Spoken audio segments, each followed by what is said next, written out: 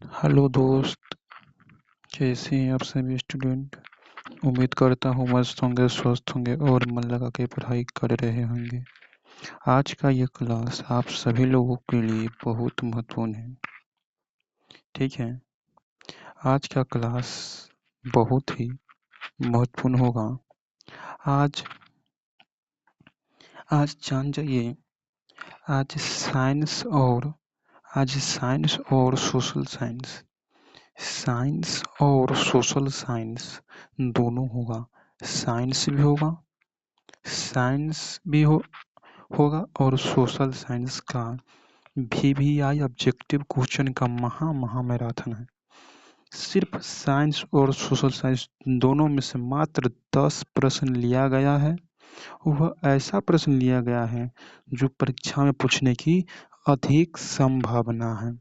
ठीक है ना। यह क्लास 10th मैट्रिक फाइनल परीक्षा 2025 के लिए आप बहुत महत्वपूर्ण कर सकती हैं। ठीक है ना। सबसे पहले वीडियो को शेयर कर दीजिए और साथ ही साथ लाइक कर दीजिए और नए होंगे तो चैनल को सब्सक्राइब जरूर कर लीजिएगा। ठीक है, चलिए पहला क्वेश्चन आगे साइंस के मात्र 10 सब्जेक्टिव क्वेश्चन है। यह आप बना लेंगे तो अधिकांश इस प्रश्न लड़ेगा परीक्षा में, यदि गारंटी है। ठीक है, चलिए प्रश्न देखिए क्या है। पहला, कार्बन की परमाणु संख्या है। कार्बन की परमाणु संख्या है कार्बन की परमाणु संख्या है 6, 8, 9, 11।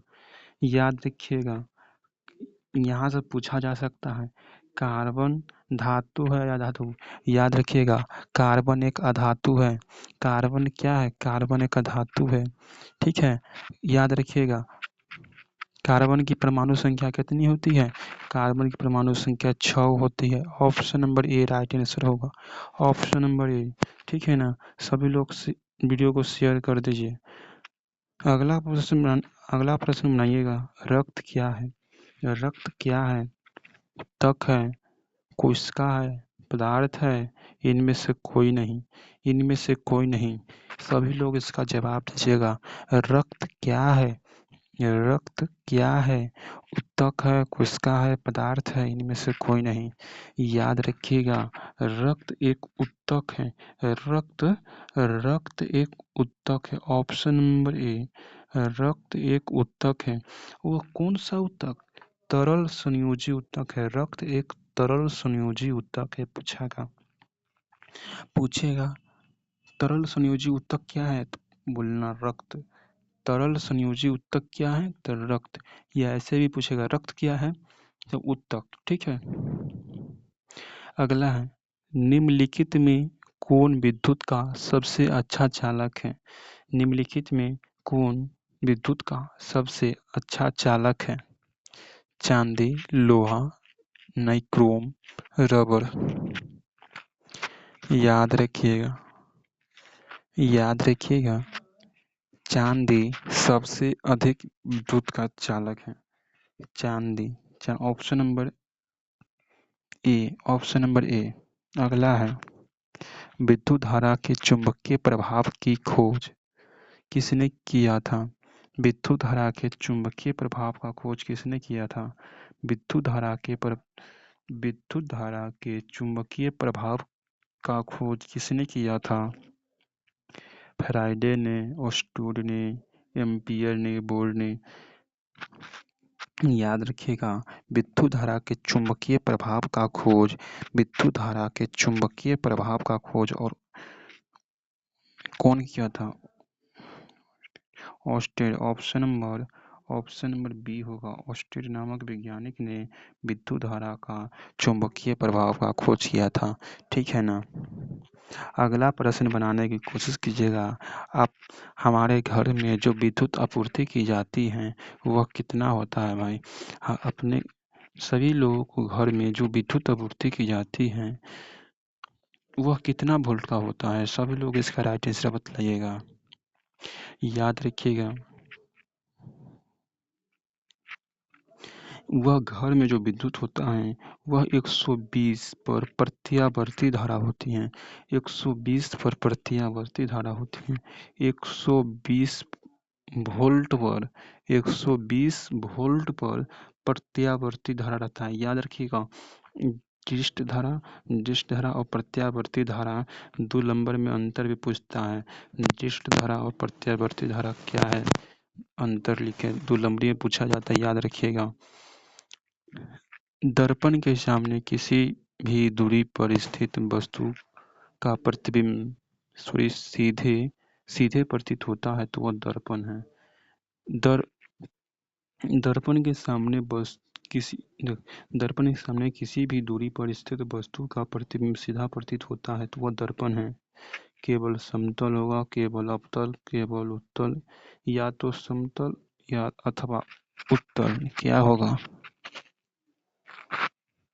याद रखिएगा, यदि प्रतिबिंब सीधा हो, ठीक है, और स्थिर बिंदु पर हो तो वह दर्पण कौन सा होगा, याद रखिएगा, वह दर्पण या तो समतल हो सकता है या उत्तल हो सकता है। Option number D right answer होगा, ठीक है ना, ऑप्शन नंबर डी। अगला है भूजा हुआ चूना है। भूजा हुआ चूना है, भूजा हुआ चूना क्या है, याद रखिएगा, भूजा हुआ चूना CaOH का होल्टवाज। भूजा हुआ चूना का रासायनिक सूत्र क्या है, तो CaOH का होल्टवाज, ठीक है ना। सभी लोग क्लास को शेयर कर दीजिए, वीडियो को शेयर कर दीजिए और साथ ही साथ लाइक कर दीजिएगा, ठीक है ना। 8वां क्वेश्चन है,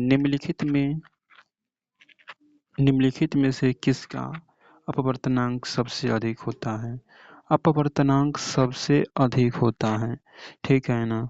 अपवर्तनांक किसका सबसे अधिक होता है, याद रखिएगा, किसका अपवर्तनांक सबसे अधिक होता है,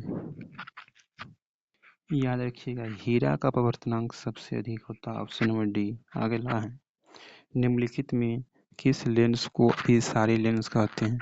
निम्नलिखित में किस लेंस को अभिसारी लेंस कहते हैं, याद रखिएगा, उत्तल लेंस को अभिसारी लेंस कहते हैं। उत्तल लेंस को अभिसारी लेंस कहते हैं।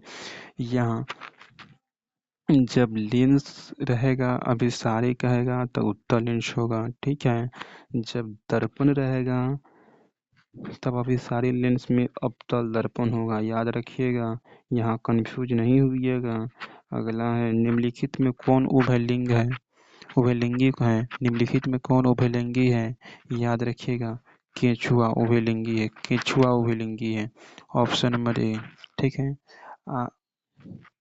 आज आप सभी लोग यह बतलाइए कि आप 10 में से कितना सही कर पाए, 10 में से कितना सही कर पाए, ठीक है ना। यहीं पर साइंस का ऑब्जेक्टिव क्वेश्चन समाप्त होता है। हम तो शुरू में कह दिए थे, साइंस से भी 10 और एसएस से भी 10 प्रश्न लिया गया है, यह बहुत महत्वपूर्ण है, ठीक है।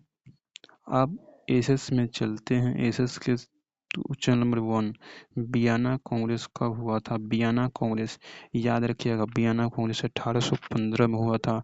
अगला है, रक्त एवं लौह की नीति का अवलंबन किसने किया था। रक्त एवं लौह की नीति का अवलंबन किसने किया था, मेजनी, हिटलर, बिस्मार्क, विलियम। याद रखिएगा, रक्त और लौह की नीति का उल्लंघन किसने किया था। Option number C right answer होगा, Bismarck. Bismarck, option number C, Bismarck. अगला देखिएगा, भारत का राष्ट्रीय स्तर पर पंचायती राज्य की स्थापना कब हुई। भारत में राष्ट्रीय स्तर पर पंचायती राज्य की स्थापना कब हुई थी, याद रखिएगा, 1959 में हुआ था। 1959 में हुआ था। 1959 में Tata iron and steel company की स्थापना कब की गई। Tata iron and steel company की स्थापना कब की गई। Tata iron and steel company की स्थापना कब की गई। तीसरा का याद रखिएगा, 1854 में Tata iron and steel company की स्थापना की गई। ठीक है ना। अगला है नेपोलियन संहिता किस वर्ष लागू की गई? नेपोलियन संहिता किस वर्ष लागू की गई? नेपोलियन संहिता किस वर्ष लागू की गई? याद रखिएगा 1804 में 1804 में नेपोलियन संहिता लागू की गई। 1804 में। ठीक है ना। अगला क्वेश्चन है, कार्ल मार्क्स का जन्म कहाँ हुआ था? कार्ल मार्क्स का जन्म कहाँ हुआ था? याद रखिएगा कार्ल मार्क्स का जन्म जर्मनी में हुआ था। ऑप्शन नंबर ए होगा। अगला है 1991 में निम्न में से कौन अस्तित्व में आया? 1991 में निम्न में से कौन अस्तित्व में आया? याद रखिएगा कौन आया भाई? याद रखिएगा 1991 में नई आर्थिक नीति अस्तित्व में आया। नई आर्थिक नीति 1991 में प्रारंभ हुआ। अगला है इन आर्थिक क्रियाओं में कौन प्राथमिक क्षेत्र से संबंधित नहीं है? प्राथमिक क्षेत्र से संबंधित नहीं है, कौन होगा राइट आंसर भाई? याद रखिएगा बैंकिंग है जो प्राथमिक क्षेत्र के अंतर्गत नहीं आता है। मत्स्य पालन, मछली पालन आता है, खनन आता है, वन आता है। ठीक है ना। बैंकिंग प्राथमिक क्षेत्र के अंतर्गत नहीं आता है। सभी लोग वीडियो को शेयर कर दीजिए प्लीज, और साथ ही साथ लाइक कर दीजिए। इसमें रुपया थोड़ी नहीं लगता है, रुपया लगता तो कोई बात रहता, रुपया नहीं लगता शेयर कर दीजिए, कोई बात नहीं है। अगला है जमशेदपुर, दुर्गापुर, भिलाई और समेल किस उद्योग के केंद्र है? याद रखिएगा यह सभी आयरन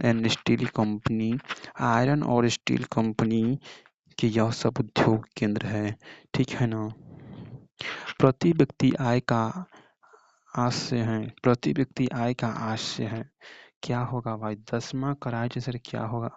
प्रति व्यक्ति आय का आशय है। याद रखिएगा औसत आय। प्रति व्यक्ति आय है औसत आय।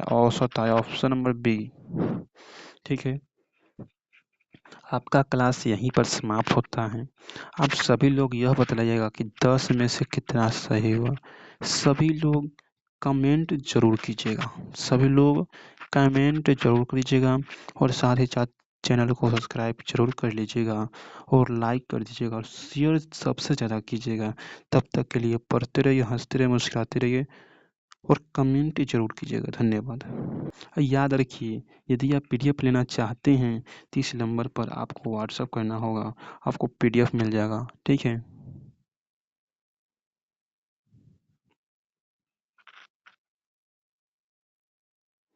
यदि आप पीडीएफ लेना चाहते तो इस नंबर पर व्हाट्सएप कीजिएगा, पीडीएफ मिल जाएगा। ठीक है। धन्यवाद।